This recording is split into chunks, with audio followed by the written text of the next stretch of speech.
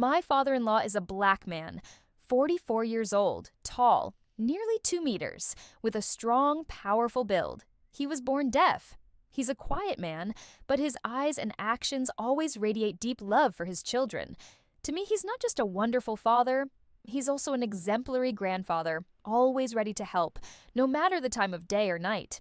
That day, he simply wanted to do something very ordinary, take the grandkids to the supermarket. It was a normal afternoon, just like any other. He took my 11-year-old son and our 3-year-old twin daughters out shopping, giving me time to care for our 10-month-old baby at home. In our family, we share the responsibilities of raising children, and Grandpa's the one the kids trust the most. But no one could have imagined that a simple trip to the grocery store would turn into the worst nightmare our family has ever faced. While he was picking out some snacks for the kids, the twin girls started whining for candy. He said no, and like any typical 3-year-olds, they began to cry, throw a tantrum, and even rolled on the floor in frustration. There was nothing unusual about it. Any parent knows this is just part of raising kids. But here's the problem. One of the twin girls has very light skin, straight hair, and distinct monolid eyes. She looks like me, her biological mother, a white woman of Japanese descent. And Grandpa, as I said, is black, tall, and deaf. Some random woman, no name, no context, saw him holding a crying toddler and immediately jumped to the conclusion, kidnapper! No questions, no hesitation, no pause longer than a few seconds. She screamed in the middle of the store, "He's kidnapping that girl! Somebody call the police!" Instantly, all eyes turned to him. Some man, also without asking anything, rushed over and punched my father-in-law in the face. And it didn't stop there. He grabbed my daughter out of Grandpa's arms, which only made her scream louder in panic and confusion. The scene became so chaotic that the store employees didn't know what to do. My father-in-law couldn't hear a thing. He's deaf. He had no idea what was happening. Just a minute earlier, he was simply a grandpa taking his grandkids shopping. Now he was being attacked, surrounded, and treated like a threat that needed to be neutralized. My son, just 11 years old, was screaming as loud as he could, trying to explain, "That's my grandpa, he's deaf, please stop." But who listens to a kid in the middle of that kind of chaos? Less than 5 minutes later, the police arrived. But instead of calmly assessing the situation, they slammed him to the ground, handcuffed him behind his back, and pinned him down so forcefully that he had bruises that lasted for 5 days afterward. No one asked if he needed an interpreter. No one listened to my son, who was still crying and trying to explain what was going on. The officers treated him like they had just captured a dangerous criminal. And the little girls, they were traumatized. They watched their beloved grandpa, the one they called Daddy Grandpa, get dragged away like some villain. They screamed, cried, kicked, until finally, social workers separated them and took them to the police station, confused and terrified beyond words. Our whole family was torn apart in just one afternoon. When I was called to the station and learned what had happened, I was speechless. I never imagined that skin color and appearance alone could make someone be treated like a kidnapper, when all they were doing was the most normal thing in the world, caring for their own grandchildren. When I arrived at the police station, my husband was already there, sitting slumped in the corner of a hard bench, his hands still bearing deep marks from the tight handcuffs. He wasn't crying, but I could tell. He was shattered inside, not because of the physical pain, but because of the feeling of being stripped of his right to be a father, to be doubted, to be treated like a threat, just because he didn't look like his child. I held my children close, still trembling. My twin daughter, the one who looks exactly like me, was still shaken. She couldn't understand why she'd been pulled from the arms of the man she calls Daddy, why she was taken away in the middle of a supermarket, then brought into a strange room without her mom, without her grandpa. And my son, he's 11, was eerily quiet. He was the first to witness everything. He was the one who screamed, trying to protect his grandfather. But no one listened. No one wanted to listen. And I began to realize we live in a society where truth doesn't matter as much as prejudice. People saw a tall black man holding a crying white child and instantly assumed something's wrong here. No one thought, maybe that's his granddaughter. No one asked, could he be the father, the grandfather, a relative? And the worst part, they didn't need answers. The real pain wasn't the punch from a stranger. It wasn't the bruises on his wrists from the cuffs. The deepest pain was the way people looked at him, like he was dangerous, a criminal, like he didn't deserve to love a white child. I started to remember the times we went out as a family. There were always a few lingering stares, the offhand comments disguised as jokes. Wait, is that really your kid? Your wife must be really light-skinned, huh? Wow, she's so white. She doesn't look like her dad at all. We used to laugh them off, but now I see it clearly. Those weren't harmless curiosities. They were quiet warnings from a society trained to judge love by skin tone and facial features. And my father-in-law, a tall, dark-skinned man who cannot speak and cannot explain himself, was the perfect target for those biases. There's something I haven't mentioned yet. My twin daughters are fraternal. One looks just like me, fair skin, big eyes, straight hair. The other has soft brown skin, loose curls, and unmistakable African features, just like her grandfather. They were born at the same time, from the same mother. But because of their different skin tones, one is always accepted, while the other is questioned, especially when she's with someone black. This pain, I never thought I'd feel it this deeply. That night, after everything had settled, my husband sat in silence. He said just one sentence. I'm scared that one day I won't make it back. I'm scared that next time they won't use cuffs, they'll use a gun, and I'll never get to hold my child again. I couldn't speak. I am the mother of mixed-race children. I love them unconditionally, but I can't pretend not to see. It's a world that doesn't love them the same way. We can't change our skin, we can't change our features, our genes, or how others see us, but we can protect one another. And more importantly, we must do something to make this world understand. Love has no color. That night, after the kids were asleep, after Grandpa had sat silently for a long time in the dark living room, my husband spoke to me in a choked voice I had never heard before. I won't take her out anymore. Not alone. Never again. Unless you're with me, or someone who looks like her, I'm staying home. I sat there frozen. Not because he was angry, not because he blamed anyone, but because in that voice, I heard surrender. A man who once stood tall, proud, the kind who held his daughter's hand crossing the street with a joyful smile, was now choosing to disappear from public view simply because he didn't want to die. Simply because he didn't look like her biological father. He wasn't being dramatic. He was just being painfully honest. Because in his heart, the bruises on his arms would eventually fade. The humiliation of being handcuffed in front of our children would pass. But the real danger he saw was the invisible kind. The quiet kind. The kind that could steal your life away, with nothing more than a stranger's misjudged glance. This time, it was a punch, he said. Next time, it might be a bullet. And then, who's going to hold her? I didn't know what to say. My logic screamed, "You can't live in fear like this. You're her father. You have every right to take your daughter anywhere." But my heart, the heart of a mother, trembled. I thought about our daughter's panicked eyes as a stranger yanked her from her father's arms. I thought about the cries of our 11-year-old son, shouting, "That's my grandpa! That's my grandpa!" that no one bothered to listen to. I thought about my husband's trembling hands, the deep red marks from the cuffs, as if he were a criminal. And in that moment, I understood. This wasn't a decision made out of weakness. It was made out of love. People often think love means showing up, being there, holding, carrying, being present.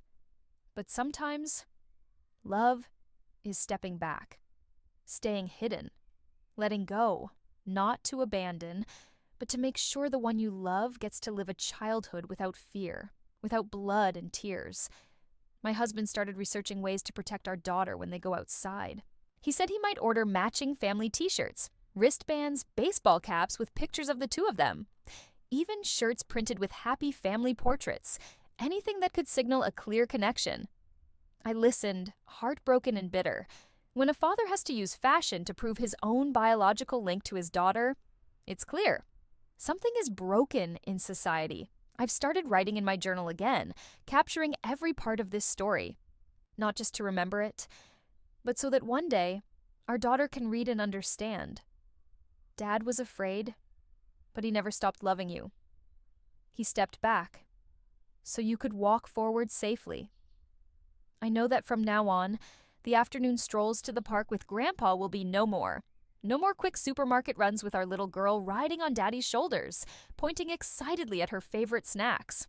No more cheerful images of our multiracial family laughing freely in a crowded street. Instead, there will be caution. There will be plans. There will be fear. And questions like, will there be a crowd? Is anyone else going? Does her outfit match her dad's enough? Questions like that should not exist in a happy family. But this is our reality. A reality where a father's love is not enough to silence public suspicion, where a child's light skin makes it dangerous for her dark-skinned father to hold her when she cries.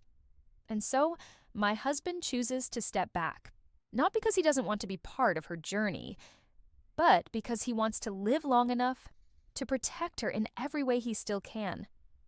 After days of living in silence, walking on eggshells, and watching invisible fears haunt my husband's every step, I knew we couldn't go on like this anymore.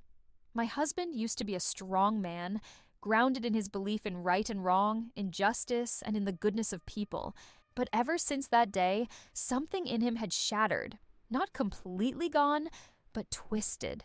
And I couldn't just sit back and watch it happen, so I made a decision. I picked up the phone and called my father, the chief of police, and told him everything. At first, he was silent.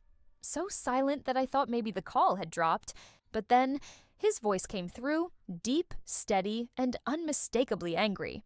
You're telling me that the police in my own city handcuffed their own officer's father-in-law without investigation, without a translator, just because he didn't look like the white kid who was crying? I swallowed my tears and answered, yes.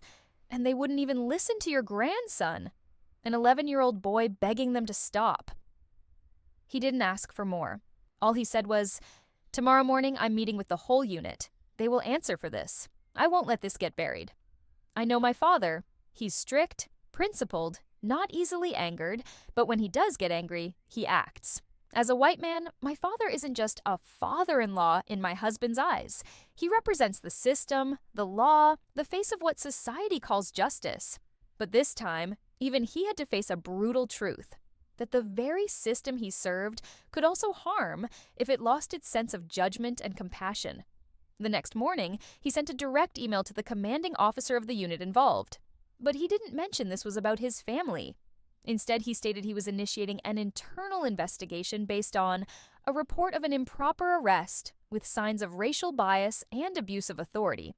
I don't want my officers walking around thinking that kind of behavior is acceptable, he said. If we let this slide, next time, another person of color might never make it home. I saw the struggle in his eyes. Part of him was still the chief, bound by protocols and procedures, but another part was just a grandfather, a father, a white man finally seeing how skin color could warp everything. My husband, still shaken, agreed to cooperate. Under my father's guidance, we began collecting evidence, security footage, witness statements, medical records, and most importantly, the account from our son, a child who had tried to protect his grandfather with a trembling voice amidst the chaos and shouting. And we made a decision to file a lawsuit, not for money, but to set a precedent, to ensure that people like my husband, fathers, grandfathers, brothers, don't have to live in fear that their love for their family could be seen as a threat.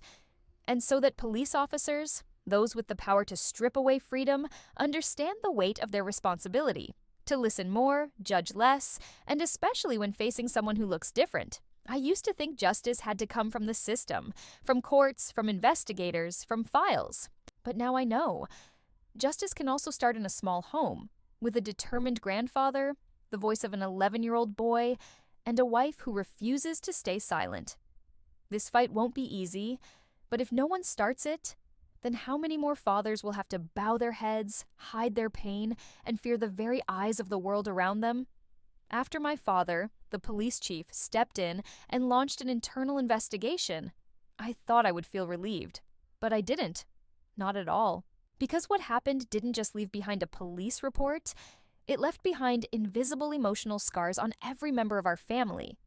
Every time I get ready to take our child outside, my husband checks my bag one more time. Wallet, phone, jacket, and even a family photo.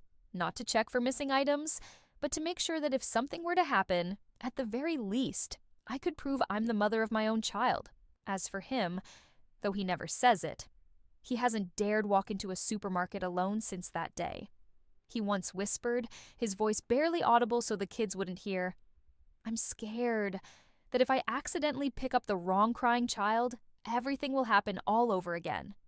And so our whole family decided to do something that might sound simple at first. But in truth, it was the beginning of a long journey to rebuild trust. We ordered matching family shirts, not the kind with brand logos or cartoon characters. These had a photo of our family, all 6 of us, smiling, holding hands, printed clearly on clean white fabric. Each shirt bore a small message. "This is my family. We belong together." We also made personalized bracelets engraved with the names of each family member, color-coded by group, one color for Dad and the kids, another for Mom and the kids. We stuck family photos on the youngest stroller, in the twins' backpacks, and on my husband's keychain. No one was forced to do this. It's just that, in a world where even a hug can be mistaken for kidnapping, every symbol of love, no matter how small, can become a lifeline. But it didn't stop there. After the incident, I started sharing our story on social media, not for attention, but as a warning. And what I didn't expect was how many people had gone through similar situations. A Chinese-American mother told me how a neighbor once called the police just because her daughter looked too Western. A Black father confessed that he's never dared to take solo photos with his white daughter, out of fear people might misinterpret them. A biracial teenage girl cried while reading my post, saying it was the first time she didn't feel alone. And that's when it hit me. We're not some rare exception. We are part of a much larger group. Families who face prejudice every single day. All because of differences we never chose, like skin color, hair texture, or the shape of our faces. But the most important thing I've learned is this. No matter how much the world doubts you, judges you, or treats you cruelly, real love doesn't need to be proven. It only needs to be lived, seen, and protected. And that's why my husband, the man who once wanted to disappear, stay quiet, and hide, now stands beside me sharing this story publicly. Not to complain, not to ask for pity, but to say to the world, I am a father. Even if my daughter doesn't share my skin color, my eyes, or my hair, I am still her father, and I will not let anyone or any look take that away from me. And I want to say this. To anyone raising children in a multiracial family or parenting kids who look different from them, you don't need to prove your family. The love you give your child, that is proof enough. But protect yourself. Speak up. Be prepared.